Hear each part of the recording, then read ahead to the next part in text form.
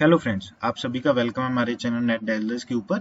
आज हमारे logic reasoning का पार्ट 2 है, जिसके अंदर हम कुछ बेसिक डिस्कस करेंगे लॉजिक रीजनिंग के। फर्स्ट पार्ट के अंदर हमने बेसिक टर्मिनोलॉजी डिस्कस करी थी, आज उससे थोड़ा सा एडवांस जाएंगे। फिर नेक्स्ट के अंदर हम कुछ क्वेश्चन के थ्रू लॉजिक रीजनिंग को और अच्छे तरीके से समझने की कोशिश करेंगे। अगर आपने चैनल की वीडियो को फर्स्ट टाइम देख रहे हैं तो चैनल को सब्सक्राइब कर लीजिए, बेल आइकन को प्रेस कर लीजिए ताकि आपको हर एक नोटिफिकेशन टाइमली मिले और आपकी प्रिपरेशन और भी अच्छे से हो सके। फर्स्ट हम कुछ थ्योरी पार्ट को डिस्कस करेंगे हम अपने लॉजिक रीजनिंग में, फिर जाके हम अपने नेक्स्ट वाले पार्ट की तरफ जाएंगे जो प्रैक्टिकल पार्ट होगा। राइट, देखिए हमने जो हमारा लॉजिक रीजनिंग है इसका नेम कहाँ से पढ़ा है। हमने कभी भी किसी भी कंक्लूजन तक पहुंचना है, हमने इस तरीके से नहीं पहुंचना कि किसी सामने वाले ने बोला है तब पहुंच गए हैं। हमने सिर्फ और सिर्फ दो चीजों को चेक करना है। फर्स्ट चीज क्या है, हमारी आर्गुमेंट्स। जो हमारी रीजनिंग बनी है वो दो पार्ट से बनी है, उसके अंदर दो मेन चीजें होती हैं। फर्स्ट होता है आर्गुमेंट, सेकेंड होता है हमारा कंक्लूजन।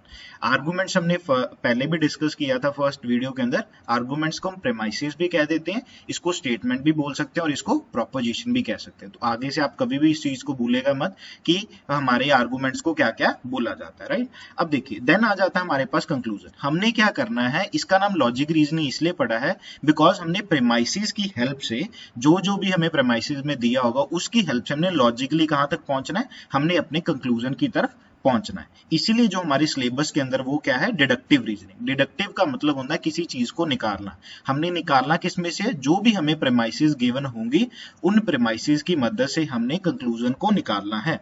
यहाँ पे लिखा भी हुआ है, we have to deduce the conclusion from the premises by logically and systematically. हमने लॉजिकली निकालना है। राइट, एंड देन एक चीज आप हमेशा याद रखिएगा, we don't have to go after the actual truth और फॉल्सिटी ऑफ द स्टेटमेंट्स। हमने ये कभी नहीं देखना कि जो स्टेटमेंट दी हुई है क्या एक्चुअल के अंदर, मतलब लाइफ के अंदर वो सच है या झूठ है। जैसे कि मैं एक एग्जांपल दे सकता हूँ, like some cats are dogs. अब जैसे आपको पता कि ऐसा हो ही नहीं सकता कि कुछ कैट्स, जो कैट्स है वो डॉग कैसे हो सकते हैं। राइट, तो इस चीज के ऊपर हमने कभी नहीं जाना कि जी एक्चुअल लाइफ के अंदर ट्रुथ है या फॉल्स है। इस चीज को हमने बिल्कुल इग्नोर करना है। हमने इसलिए इसको लॉजिकली देखना है कि हमारे जो कंक्लूजन है वो लॉजिकली प्रेमाइसिस से आया है या नहीं आया, तभी हम कहेंगे हमारा कंक्लूजन किसको फॉलो कर रहा है, हमारी प्रेमाइसिस को फॉलो कर रहा है। राइट, देन क्या है, we have to only check the validity of the arguments.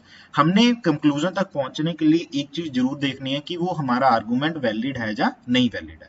अब वैलिड किसको कहते हैं वो देख लेते हैं। वैलिड में हमने देखना क्या है, if premises are true then the conclusion must have to be true. Means अगर हमारे प्रेमाइसिस हमें क्वेश्चन में दिए होंगे कि ट्रू है या नहीं ट्रू है, अगर ये लिखा हुआ है कि प्रेमाइसिस हमारे ट्रू है तो कंक्लूजन ट्रू होगा ही होगा। वहां पे 100% श्योरिटी है, वहां पे मे और माइट वाली कोई भी अपॉर्चुनिटी नहीं है। 110% वहां पे कंक्लूजन हमारा ट्रू होगा ही होगा। हमने एक डायरेक्शन डिस्कस क्या करी कि अगर प्रेमाइसिस ट्रू है तो हमारा कंक्लूजन ट्रू होगा ही होगा। अगर उल्टे की अगर हम बात करें, फॉर एग्जांपल अगर हमें ये दे दिया गया कि कंक्लूजन ट्रू है तो क्या हमारा ये आर्गुमेंट वैलिड है, हम इसके बारे में कभी भी कुछ नहीं कह सकते बिकॉज हमें प्रेमाइसिस तो दिया नहीं हुआ। हमें सिर्फ ये दे दिया गया कि कंक्लूजन ट्रू है, अब बताइए कि आर्गुमेंट वैलिड है या नहीं, तो हम उसके बारे में कोई भी श्योरिटी नहीं दे सकते। मैंने लिखा भी हुआ है, we can not directly say about the validity of the argument if conclusion is true. But हाँ, इस चीज को आपने हमेशा याद रखना, जब हमें ये दे दिया गया कि प्रेमाइसिस ट्रू है तो कंक्लूजन ट्रू होगा ही होगा। बट अगर हमें सिर्फ ये बताया गया कि कंक्लूजन ट्रू है तो आर्गुमेंट वैलिड है या इनवैलिड है, तो हम इसके बारे में कभी भी कुछ नहीं बता सकते। इस चीज को आपने हमेशा याद रखना। राइट, चलिए अब थोड़ी सी हम पार्ट के बारे में डिस्कस करते हैं कि प्रोपोजिशन के अंदर जो सारा स्टेटमेंट्स होती है वो बनती कैसे। मैंने हमारे पास जो 4 टाइप्स की स्टेटमेंट जो हमारे सिलेबस के अंदर है, मैंने उन सभी को बता दिया है। All A are B, no A is B, some A are B and some A is not B. अब देख लेते हैं कि प्रोपोजिशन के अंदर जो भी कंपोनेंट्स होते हैं वो क्या, उनको क्या क्या कहते हैं। राइट, अब देखिए जो सबसे पहला जो कंपोनेंट होता है प्रोपोजिशन को, उसको क्या बोला जाता है, क्वांटिफायर, जिसमें ऑल आ जाता है, नो आ जाता है, सम। राइट, अब यहाँ पे क्वांटिफायर का मेन मकसद क्या होता है, it tells us about the quantity. ये हमें बताता है कोई चीज कितनी है, क्वांटिटी के बारे में बताता है कि हमारे पास कोई चीज कितनी है। जैसे कि ऑल क्या बताता है, सारा का सारा। नो क्या बताता है, ये भी क्या बता रहा है, सारा का सारा, कुछ भी नहीं। राइट, मतलब कि जो ऑल और नो है, आपने सुना भी होगा और पढ़ा भी होगा कि ये दोनों केस हमारे यूनिवर्सल के केस है। इसको यूनिवर्सल पॉजिटिव बोला जाता है ऑल को, और नो को यूनिवर्सल नेगेटिव बोला जाता है। इसमें कहते हैं कि सारी की सारी चीज नहीं है, इसमें क्या बोला था, सारी की सारी चीज है। राइट, जैसे लिखा भी हुआ है ऑल ए आर बी, मतलब सारा का सारा ए क्या है, बी है। और यहाँ पे क्या बोला है, सारा का सारा ए बी नहीं है, मतलब नो ए इज बी। तो ये दोनों केस किसके बारे में हो जाते हैं हमारे, universal positive and universal negative. तो ये क्या बताते हैं हमारे भाई, क्वांटिटी के बारे में डिस्कस करते हैं। और सम किसके बारे में डिस्कस करता है, कुछ के बारे में। हमारे पास क्या सेकेंड टर्म जो आती है उसको क्या बोला जाता है, सब्जेक्ट। ये हमेशा जो हमारा स्टैंडर्ड फॉर्मेट रहेगा, हमारे से जितने भी क्वेश्चन पूछे जाएंगे यूजीसी नेट में, यही सारा का सारा फॉर्मेट रहेगा। अब जो हमारे पास, ये आपने पढ़ा भी होगा नॉर्मल इंग्लिश में हम जब पढ़ते हैं सब्जेक्ट, जिसको हम कर्ता कहते हैं, right. About which something is said, जिसके बारे में कोई चीज बोली जा रही है या जिसके बारे में स्टेटमेंट बताई जा रही है, राइट, जिसके ऊपर पूरी की पूरी स्टेटमेंट टिकी, right. About which something is said, right, जहां पे ए के बारे में डिस्कस हो रहा है। देन सब्जेक्ट के बाद एक थर्ड टर्म आते हैं जिसको बोला जाता है कॉपुला, राइट। ये हमें रिलेशन बताता है बिटवीन, इसको सब्जेक्ट कहते हैं, और इसको मैं पहले भी दिखा देता हूं, इसको सब्जेक्ट बोला जाता है, इसको प्रेडिकेट बोला जाता है, राइट। तो जो कॉपुला होता है वो हमें रिलेशन के बारे में बताता है, सब्जेक्ट और प्रेडिकेट के बारे में। जैसे फर्स्ट स्टेटमेंट के अंदर रिलेशन पॉजिटिव है, यहाँ पे पॉजिटिव है, यहाँ पे पॉजिटिव, और यहाँ पे रिलेशन क्या है हमारे पास, नेगेटिव है। तो ये रिलेशन के बारे में बताएगा कि कैसा रिलेशन है, राइट। देन क्या आ गया हमारे पास, प्रेडिकेट। अब प्रेडिकेट के ऊपर क्या, कौन एक्शन कर रहा है, हमारा सब्जेक्ट।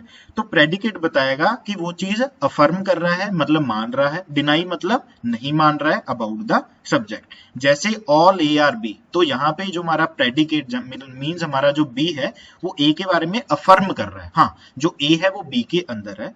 और जो हमारा सेकंड है उसमें क्या है, नो ए इज बी, मतलब बी क्या कर रहा है, यहाँ पे डिनाई कर रहा है। और यहाँ पे अगेन क्या है, साम ए आर बी, फिर अगेन यहाँ पे क्या आ रहा है, अफर्म कर रहा है, और यहाँ पे क्या कर रहा है, डिनाई कर रहा है। तो इस चीज को आपने समझना है कि हमारी पूरी प्रोपोजिशन 4 कंपोनेंट से बनती है, क्वांटिफायर, सब्जेक्ट, कॉपुला एंड प्रेडिकेट। ये सारे के सारे प्लस होके हमारी एक पूरी की पूरी प्रोपोजिशन को बनाते हैं। अब हम एक चार्ट की मदद से हम पढ़ लेते हैं कि हमारे पास क्या क्या आता है। हम फर्स्ट चार्ट को अगर देखें, इसको हम ए से डिनोट भी करते हैं, राइट।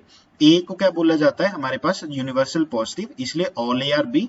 और इसकी एक एग्जांपल अगर हम ले, ऑल ह्यूमंस आर मॉर्टल, मतलब सारे के सारे इंसान क्या है, मॉर्टल है, राइट। अब देखिए इसको कौन सी क्वांटिटी में बोला जाता है हमारे पास, यूनिवर्सल। यूनिवर्सल मतलब सारा का सारा। और इसकी क्वालिटी क्या है, पूरी की पूरी क्या है, पॉजिटिव।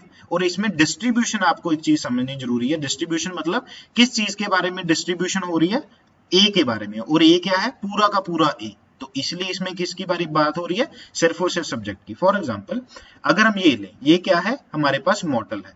अब मॉर्टल का मतलब होता है कि सारे के सारे जो आदमी है वो नाशवान है, मतलब कि एट द एंड सारे ने सभी ने मर जाना है, राइट। अब देखिए मॉर्टल हमने क्या बोला, ऑल ह्यूमंस आर मॉर्टल।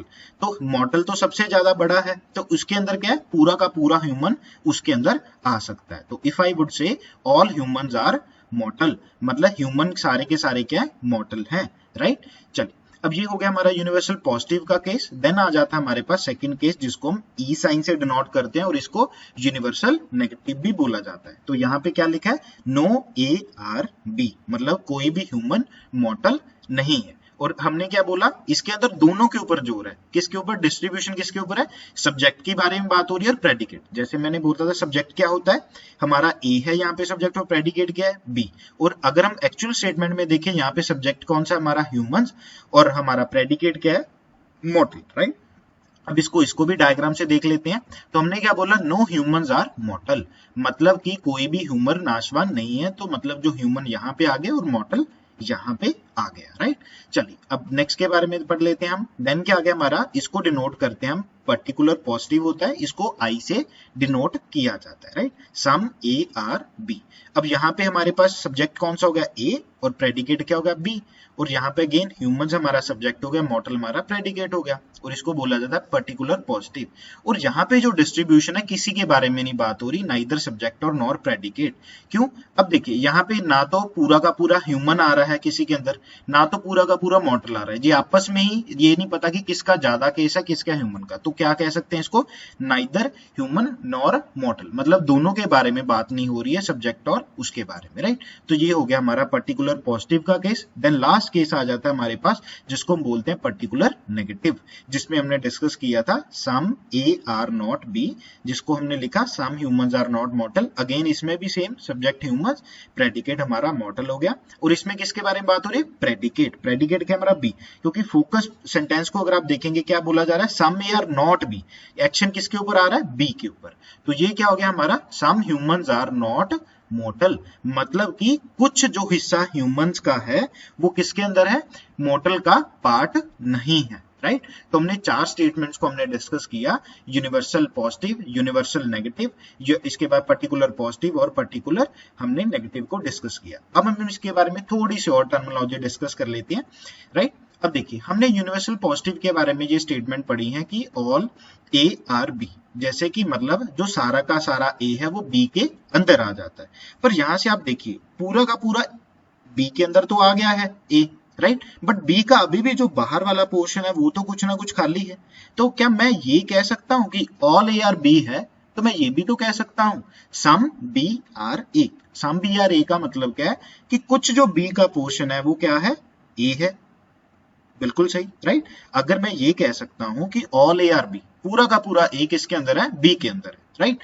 तो मैं इसका अगर देखिए बी का कुछ ना कुछ पोर्शन तो अभी भी बचा हुआ है ना, तो ये वाला बाहर वाला पोर्शन, ग्रीन वाला पोर्शन क्या है हमारे पास, जो बी का अकेला पोर्शन है, जो ए और बी इकट्ठा शेयर कर रहे हैं जो रेड सर्कल के अंदर है, राइट।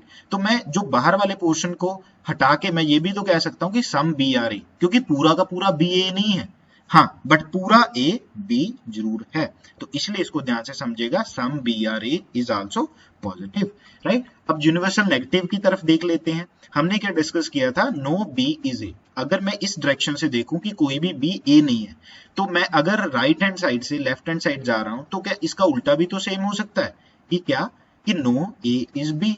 अगर मैं ये कह रहा हूं कि बी की ए के साथ नहीं बनती तो उसका मतलब तो सेम ही है, ए की तो बी के साथ भी नहीं बनती, राइट। तो नो ए इज बी, तो राइट सेम ही चीज है, नो बी इज ए, ना बी को शेयर कर रहा है ना ए को शेयर कर रहा है, राइट। चलिए देन एक और आ जाता है हमारे पास पर्टिकुलर पॉजिटिव। अब पर्टिकुलर पॉजिटिव के अंदर क्या आ जाता है, सम बी आर ए, मतलब कुछ हिस्सा बी का किसके साथ शेयर हो रहा है, ए के साथ। अगर मैं लेफ्ट से राइट जा रहा हूं तो इसका उल्टा भी तो पॉजिटिव है, some A are not B, right. तो इसमें से क्या होगा, ए का कुछ पोर्शन बी के साथ भी शेयर है, तो तीनों की तीनों चीजें हमारे साथ सेम है, राइट। बट पर्टिकुलर नेगेटिव के अंदर ये चीज पॉसिबल नहीं होती। तो ये 3 की 3 स्टेटमेंट आपने याद रखनी है, राइट। और आज हमने 4 केसेस को डिस्कस किया, universal positive, universal negative, particular positive and particular negative, जिसमें आता है all A are B, no A is B, particular some A are B and some A are not B, right. आज हमने इस कुछ basis को discuss किया। अपनी फीडबैक जरूर अपने कमेंट बॉक्स में दिएगा, अपने फ्रेंड के साथ इसको शेयर करिएगा, लाइक करिएगा और सब्सक्राइब करिएगा। Thank you so much.